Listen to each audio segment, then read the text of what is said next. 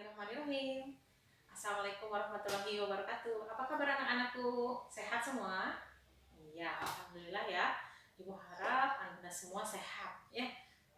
Kita akan mulai belajar lagi dengan Ibu. Sekarang Ibu dengan kalian akan belajar tentang tematik pembelajaran 6.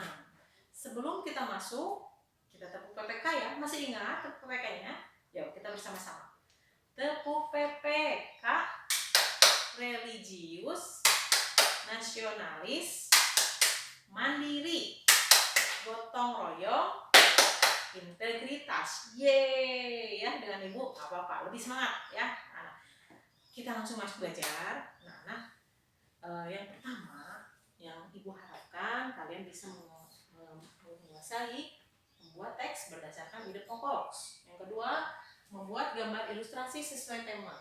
Dan yang ketiga, perbedaan antara hewan vertebrata dan invertebrata.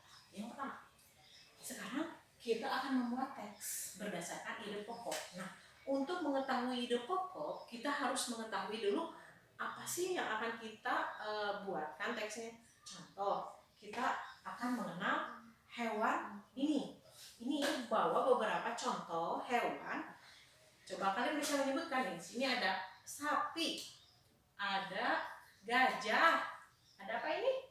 Lumba-lumba, ada domba, ada anjing, ada kijang, ada beruang, dan ada harimau. Nah, kira-kira kesemua hewan yang Ibu bawa ini, boneka hewan yang Ibu bawa ini, termasuk jenis hewan apa? Oh, betul. Kalian hebat. Ini semua adalah hewan yang disebut jenis hewan mamalia. Nah, Bu, mamalia itu apa? Nah, hewan mamalia itu adalah hewan yang berkembang biak dengan cara melahirkan.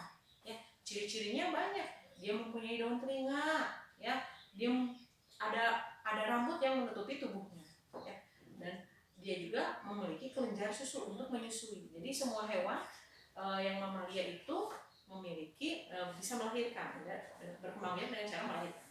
Kita contoh misalnya hewan ini adalah hewan sapi, berarti kita buat sebuah ide pokok mengenai sapi ya. Sapi itu kalau kita buat ide pokok misalnya sapi yang menghasilkan susu. Nah, di situ kita akan buat paragraf. Sapi yang menghasilkan susu ini biasanya ada di daerah yang bersuhu dingin.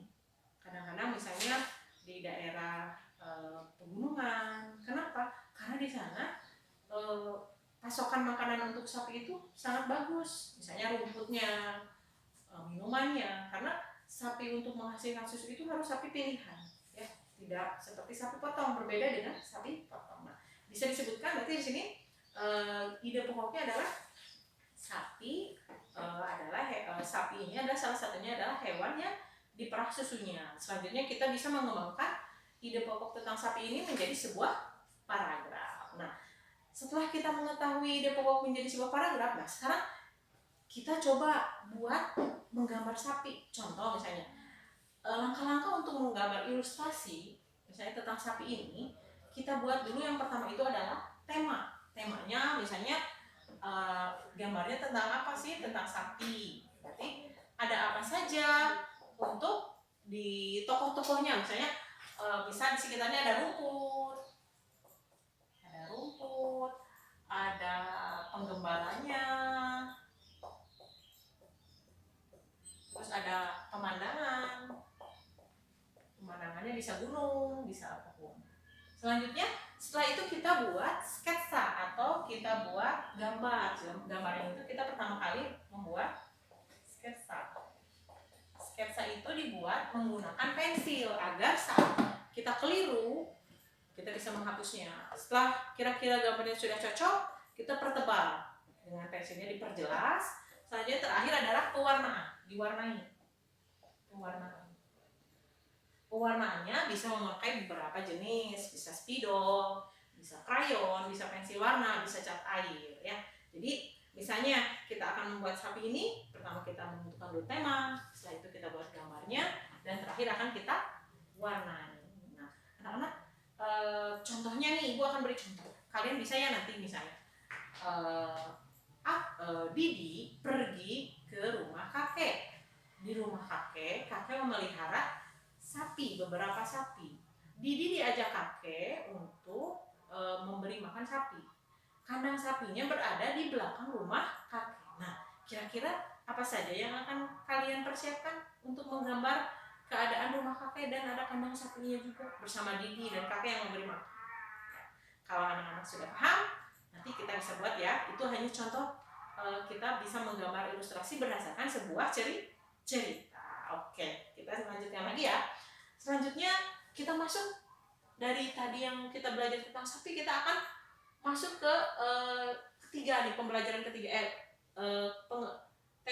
Pembelajaran yang ketiga yaitu perbedaan antara hewan vertebrata dan invertebrata. Nah, sebenarnya ibu nggak bawa contoh invertebrata ini, nggak apa-apa ya, vertebrata. Ciri-ciri khususnya, hewan vertebrata itu memiliki tulang belakang. Ini tulang belakang dari mulai leher kita belakang sampai ke ujung ini ya, ujung antara kaki dan badan. Di sini ada juga bagian leher.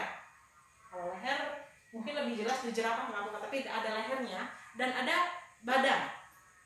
Nah, pencernaannya juga ada mulut, ada memanjang dari mulai mulut sampai ke pembuangan. Terus di sini memiliki bentuk tubuhnya simetri. Jadi kalau misalnya dibelah nih, kayak misalnya kita belah ikan juga akan terbelah menjadi dua bagian yang sama besar.